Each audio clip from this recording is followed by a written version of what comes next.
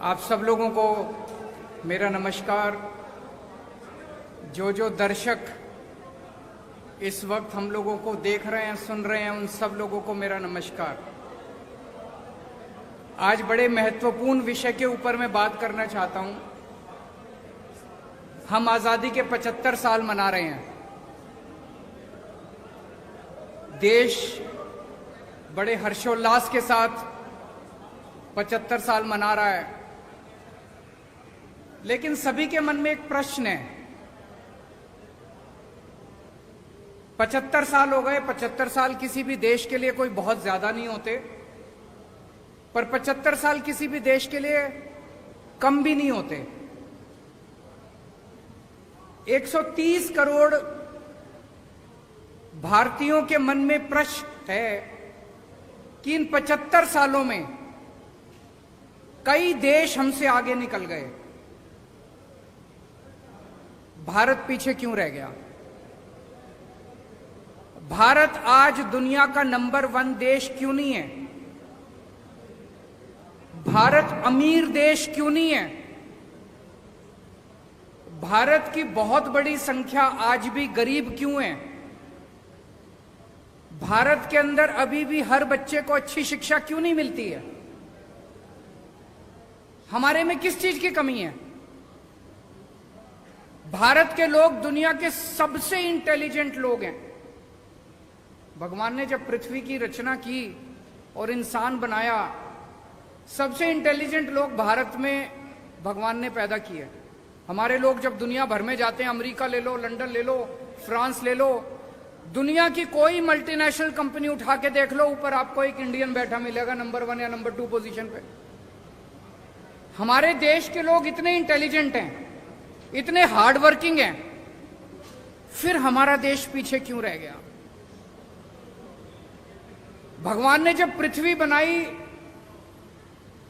भारत को सब कुछ दिया। भगवान ने सबसे खूबसूरत जगह भगवान ने भारत को बनाया।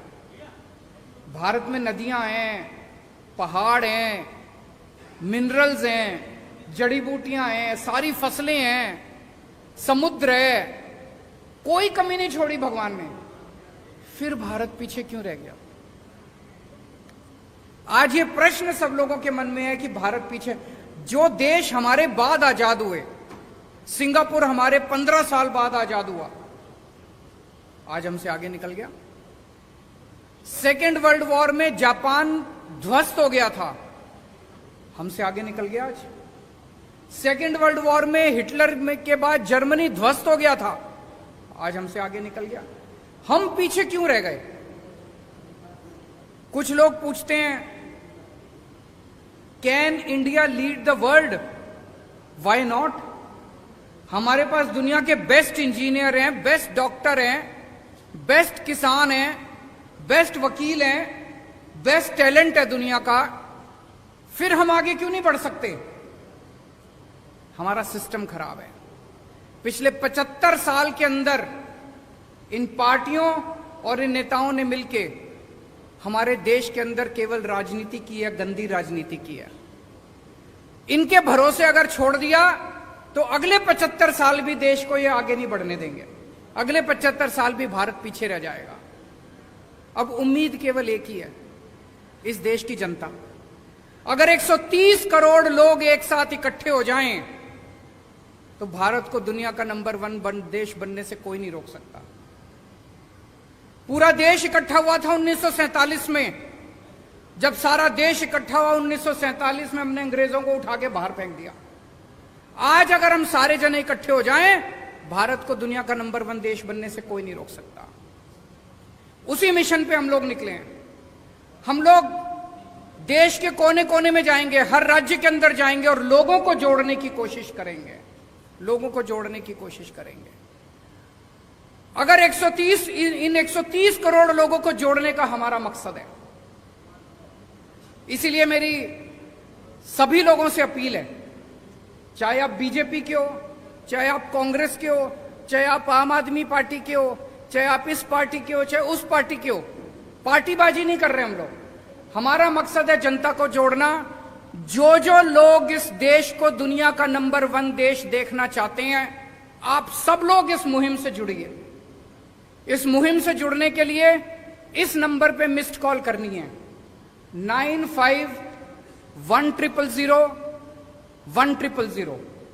मैं दोबारा रिपीट कर दूं, 95100100। भारत को दुनिया का नंबर 1 देश बनाने का क्या मतलब है? हमें इस देश के हर बच्चे के लिए अच्छी शिक्षा का इंतजाम करना पड़ेगा। हमें इस देश में हर भारतीय के लिए अच्छे इलाज का इंतजाम करना पड़ेगा। हमें इस देश में हर व्यक्ति के लिए बिजली, पानी, रोजगार का, हर युवा के लिए रोजगार का इंतजाम करना पड़ेगा। भाषण देना बड़ा आसान है, मैं भी भाषण दे सकता हूं, दुनिया का नंबर 1 देश बनाएंगे, लेकिन काम करना बड़ा मुश्किल है, बड़ी मेहनत करनी पड़ेगी। और इन सारी चीजों में सबसे इंपॉर्टेंट एक चीज है, वो है शिक्षा। मुझे लगता है 1947 में हम लोगों से एक गलती हुई थी।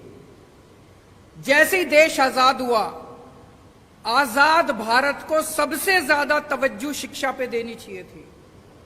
1947 में ही हमें मिशन मोड में, वॉर मोड में, हर गांव के अंदर, हर मोहल्ले के अंदर अच्छे सरकारी स्कूल, फ्री शिक्षा, शानदार शिक्षा का इंतजाम करना चाहिए। लेकिन दुख की बात यह है कि आजादी के वक्त भी नहीं किया, और अब 75 साल के अंदर भी हमने शिक्षा के ऊपर उतनी तवज्जो नहीं दी। लेकिन अब और इंतजार नहीं कर सकता भारत। अब हमें वॉर मोड में पूरे देश के अंदर अच्छी और फ्री शिक्षा का इंतजाम करना है। मैंने आज ही चिट्ठी लिखी है प्रधानमंत्री जी को।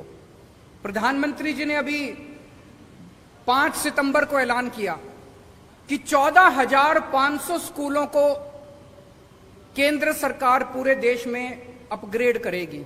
बहुत अच्छी बात है, हम बधाई देते हैं उनको। लेकिन देश में 10 लाख, 10.5 लाख सरकारी स्कूल हैं। अगर 14,500 स्कूलों को किया जाएगा तो 100 साल लग जाएंगे सारे सरकारी स्कूलों को ठीक करने में। अब भारत इंतजार नहीं कर सकता। 130 करोड़ लोग बेचैन हो रहे हैं।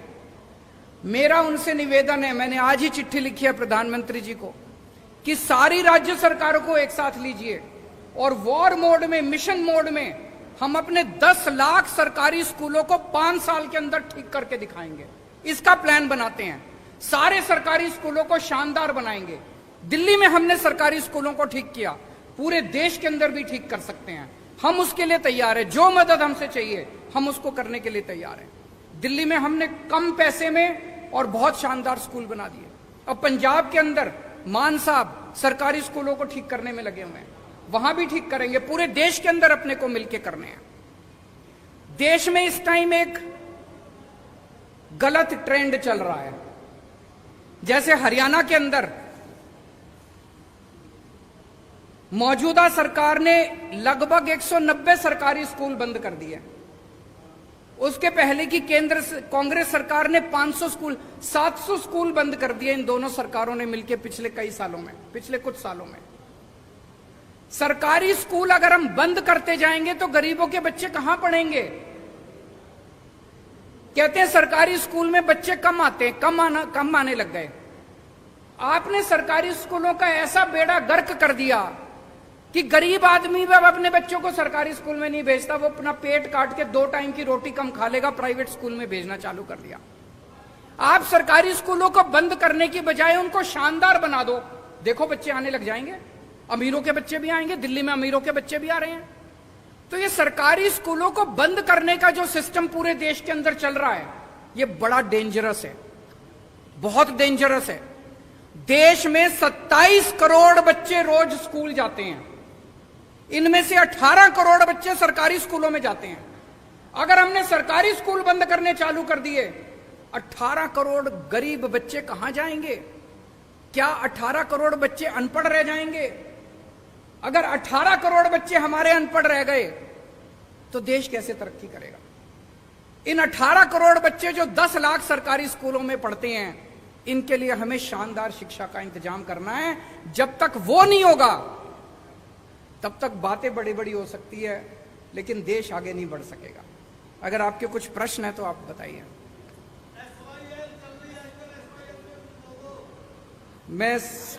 मैं जानता था जी आप SYL पे जरूर पूछोगे। मैं पहले 2 मिनट मान साहब को कहूंगा कि वो अपनी बातें रखें, उसके बाद मैं जवाब दूंगा। बहुत बहुत धन्यवाद, शुक्रिया सर। देश के सबसे क्रांतिकारी मुख्यमंत्री अरविंद केजरीवाल जी ने जो बातें की हैं, मुझे नहीं लगता इससे पहले किसी पार्टी ने 70 साल के 75 साल के आज़ादी के समय के दौरान ये बातें उठाई होंगी, क्योंकि उनके मुद्दे धर्म से, नफरत से, इधर उधर की बातों से भरे होते हैं। शिक्षा की बात, स्वास्थ्य की बात, बिजली की बात, इंफ्रास्ट्रक्चर की बात, ये सिर्फ आम आदमी पार्टी करती है।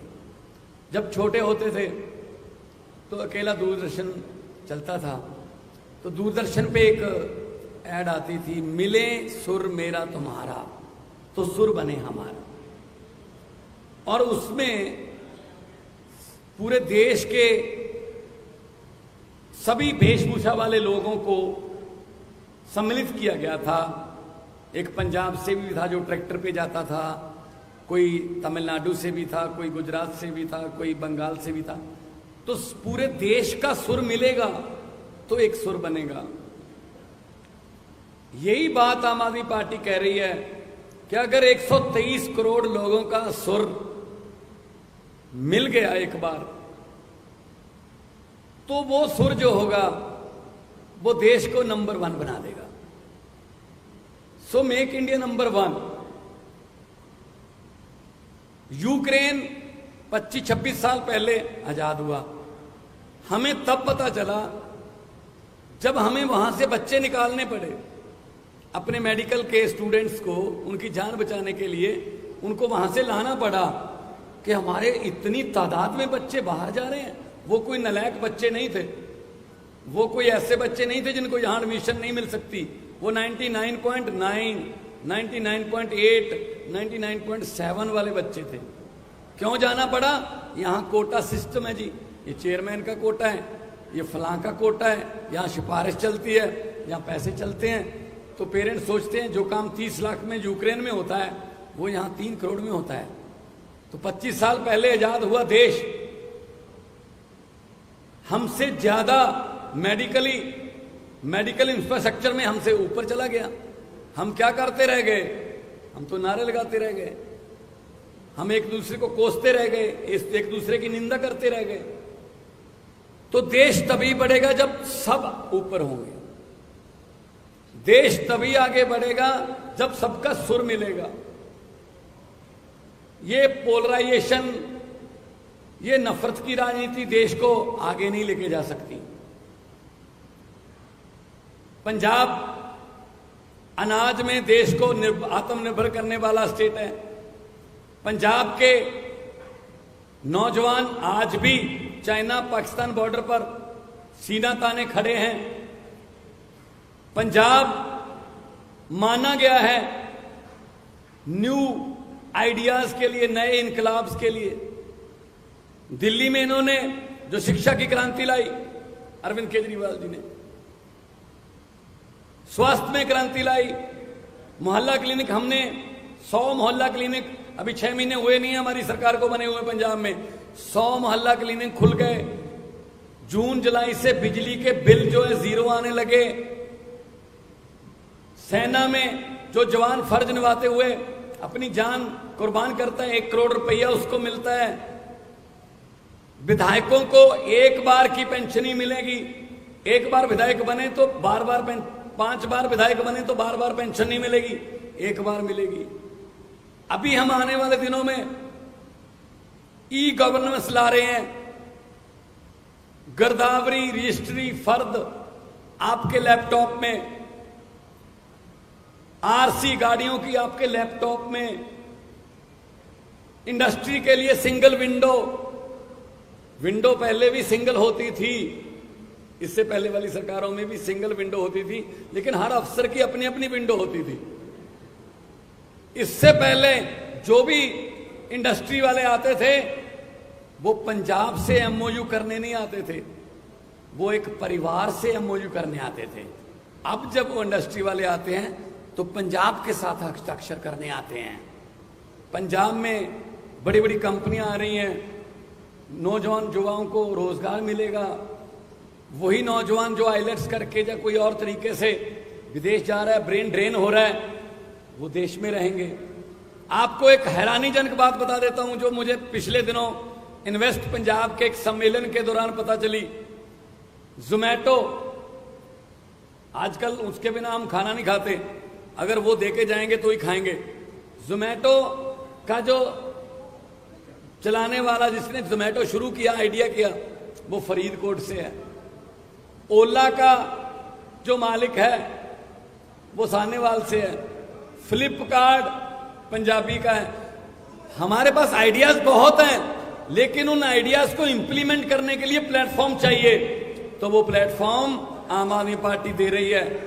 आम आदमी पार्टी ऐसे प्लेटफॉर्म भी दे रही है कि छोटे छोटे घरों के नौजवान लड़के लड़कियों को एमएलए की और एमपी की टिकटें भी मिल रही हैं। तो आम आदमी पार्टी आज देश को नंबर 1 बनाने के लिए जो भी बनता अवसर होगा, कोई ऐसी कमी नहीं छोड़ेगी आम आदमी पार्टी कि देश को नंबर 1 बनाने में कोई दिक्कत रह जाए। क्योंकि जैसा कि अरविंद केजरीवाल जी ने कहा है कि देश तभी आगे बढ़ सकता है जब सब आगे बढ़ेंगे। ऐसे बातें करने से या कोई भाषण देने से या जुमले सुनाने से देश आगे नहीं बढ़ेगा। देश इसलिए आगे बढ़ेगा कि जब आप सब लोग साथ दोगे और भारत में कोई कमी नहीं छोड़ी। जैसा कि अरविंद जी ने कहा, भगवान ने सब कुछ दिया है, बस सच्ची नीयत वाले लोग जो देश को चलाएं उनकी थोड़ी कमी है। अगर सच्ची नीयत वाली सरकार आ जाए तो सब कुछ हो सकता है। आम आदमी पार्टी के 6 महीने नहीं हुए पंजाब में बने हुए, अभी 6 महीने नहीं हुए। सच्ची नीयत है कि हमने 8736 अध्यापकों को पक्के कर दिया, जो पिछले कई सालों से अकाली दल और कांग्रेस की सरकारों से लाठियां खा रहे थे, पगड़ियां उतर रही थी, वाटर कैनन चल रहे थे। सच्ची नीयत है तो सब कुछ हो सकता है। तो मैं आप सबका इस बात के लिए आभारी हूं। आप बहुत ही शॉर्ट नोटिस पर हमारे पास पहुंचे हैं और आपका कोई सवाल हो तो उसके जवाब देने के लिए हम लोग यहां पे उपस्थित हैं।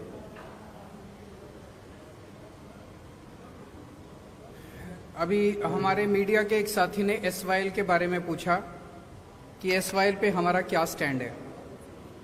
मैं आपसे पूछना चाहता हूं कि एसवाईएल पे पंजाब कांग्रेस का क्या स्टैंड है और हरियाणा कांग्रेस का क्या स्टैंड है। एसवाईएल पे पंजाब बीजेपी का क्या स्टैंड है और हरियाणा बीजेपी का क्या स्टैंड है। पंजाब में जाते हैं ये लोग तो कहते हैं एसवाईएल बनने नहीं देंगे, हरियाणा में आते हैं ये लोग तो कहते हैं एसवाईएल लेके रहेंगे। इसी गंदी राजनीति ने पिछले 70 साल में भारत को, इंडिया को नंबर 1 नहीं बनने दिया। केवल और केवल गंदी राजनीति करते हैं। एसवाईएल बड़ा इंपॉर्टेंट मुद्दा है, पानी बड़ा इंपॉर्टेंट मुद्दा है। दोनों राज्यों में पानी की कमी है, हमें यह बात माननी पड़ेगी। पंजाब में पानी का स्तर बहुत नीचे जा रहा है, पानी की कमी है, लोग प्यासे हैं। हरियाणा में पानी का स्तर बहुत नीचे जा रहा है, हरियाणा के अंदर पानी की कमी है, हरियाणा में लोग प्यासे हैं। पंजाब को भी पानी चाहिए, हरियाणा को भी पानी चाहिए। केंद्र सरकार की जिम्मेदारी है कि वो इंटरवीन करके हरियाणा के लिए भी पानी का इंतजाम करे और पंजाब के लिए भी पानी का इंतजाम करे। केंद्र सरकार का काम क्या है? केंद्र सरकार का काम ये नहीं है कि दोनों राज्यों को एक दूसरे से लड़ाए। अगर हम एक दूसरे से लड़ते रह गए तो भारत आगे कैसे बढ़ेगा? जैसा मैंने कहा कि हम मिशन पे निकले हैं, 130 करोड़ लोगों को जोड़ना है, हमें आपस में लड़ना नहीं है और यह संभव है। हरियाणा को भी पानी मिल सकता है, पंजाब को भी पानी मिल सकता है। केंद्र सरकार को जिम्मेदारी लेनी पड़ेगी। मैं प्रधानमंत्री जी से अपील करता हूं कि पंजाब के लिए भी पर्याप्त पानी का इंतजाम करें, हरियाणा के लिए भी पर्याप्त पानी का इंतजाम करें और अगर उनके पास समाधान नहीं है मेरे को बुला लें, मैं उनको समाधान बता दूंगा, लेकिन बैठ के इसका समाधान करना पड़ेगा। ये स्टैंड लेने से, पंजाब में जाओ तो एक स्टैंड ले लो, हरियाणा में जाओ दूसरा स्टैंड ले लो, ये स्टैंड की राजनीति ने पूरा गड़बड़ कर दिया। और कोई प्रश्न? समाधान बताएंगे जी, प्रधानमंत्री को समाधान निकालना चाहिए। अगर उनके पास समाधान नहीं है, मुझे चाय पे बुला ले, मैं समाधान दूंगा उनको।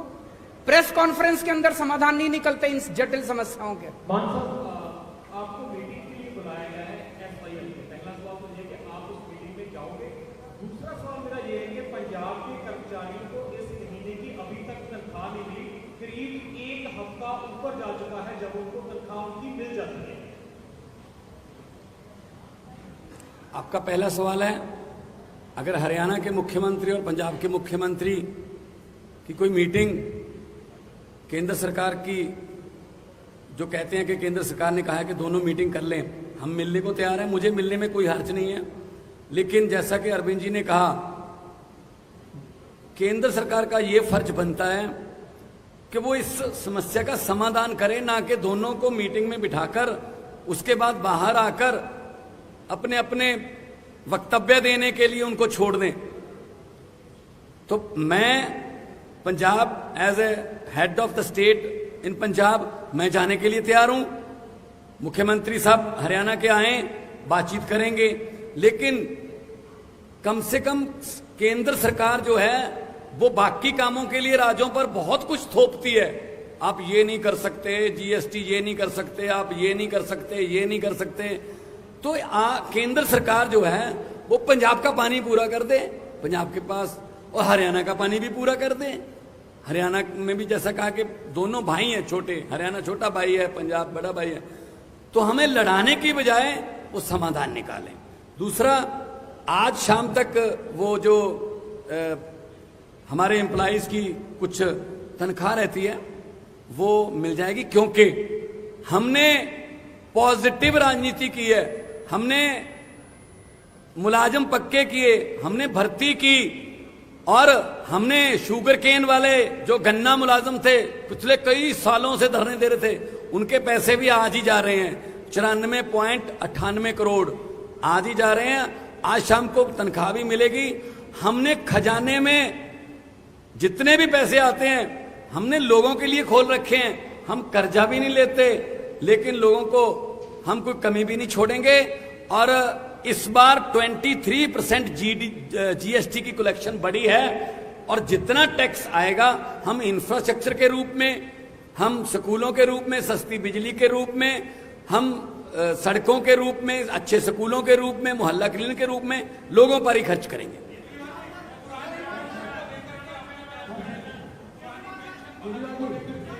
पुरानी पेंशन बहाल होनी चाहिए।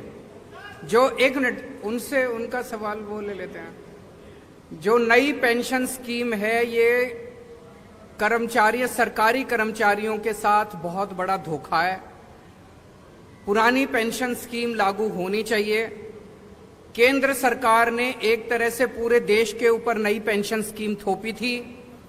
मैं आज इस मंच के माध्यम से केंद्र सरकार से अपील करना चाहता हूं कि सारे जितने उसके बाद एम्प्लॉयज रिक्रूट हुए जो कि नए पेंशन स्कीम से अफेक्टेड हैं, वो सारे बहुत ज्यादा दुखी हैं और बहुत गुस्से में हैं। इसीलिए उनके हित के लिए लोग सरकारी नौकरी में क्यों आते थे कि भाई रिटायरमेंट के बाद पेंशन मिल जाएगी, जिंदगी भर सिक्योर हो जाती है। अब वो पेंशन ही नहीं मिलती, किसी को कुछ 100 रुपए को कुछ मिल रहे हैं, किसी को कुछ। तो मेरी केंद्र सरकार से गुजारिश है कि पुरानी पेंशन स्कीम को दोबारा बहाल किया जाए। जरूर करेंगे।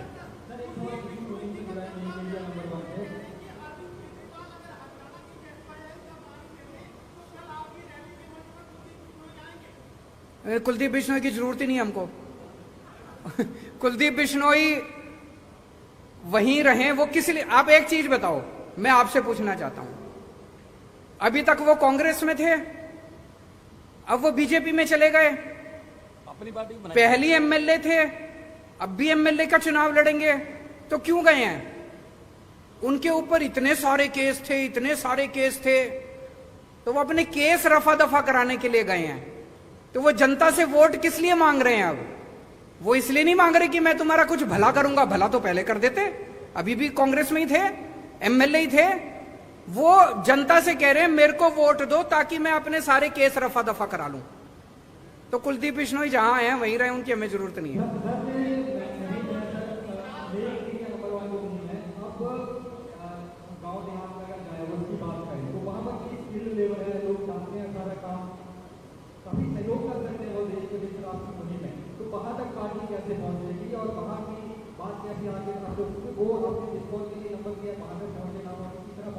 बहुत अच्छा आपका प्रश्न है। इसमें युवाओं को बहुत बड़ी भूमिका अपनानी पड़ेगी। जिस दिन युवा इकट्ठे हो जाते हैं उस दिन किसी भी देश के अंदर क्रांति आ जाती है। इसलिए मैंने एक नंबर जारी किया है। इस नंबर के ऊपर मैंने अभी 10-15 दिन पहले किया था, लाखों लोग ऑलरेडी जुड़ चुके हैं। कई लाख लोग इससे जुड़ेंगे, वो वॉलंटियर्स बनेंगे, वो अपने अपने मोहल्ले और अपने अपने गांव की जिम्मेदारी लेंगे। जब पूरा देश इकट्ठा हो जाएगा तो ये 130 करोड़ लोगों की ताकत बनेगी। जब 130 करोड़ लोग कहेंगे कि हमारे जो स्कूल खोलो, किसी सरकार की हिम्मत नहीं है जो स्कूल ना खोले। इनको अपनी अभी 75 साल में केवल गंदी राजनीति हुई है, काम नहीं हुए। अब काम करने पड़ेंगे जिस दिन देश के लोग इकट्ठे हो गए, खड़े डिस्काउंट पर लो। और हिसार में डिस्काउंट कहां मिल रहा है ये जानो सेलट्रेंडिंग.com पर। विजिट सेलट्रेंडिंग.com, पहले कंपेयर करो फिर शॉप करो।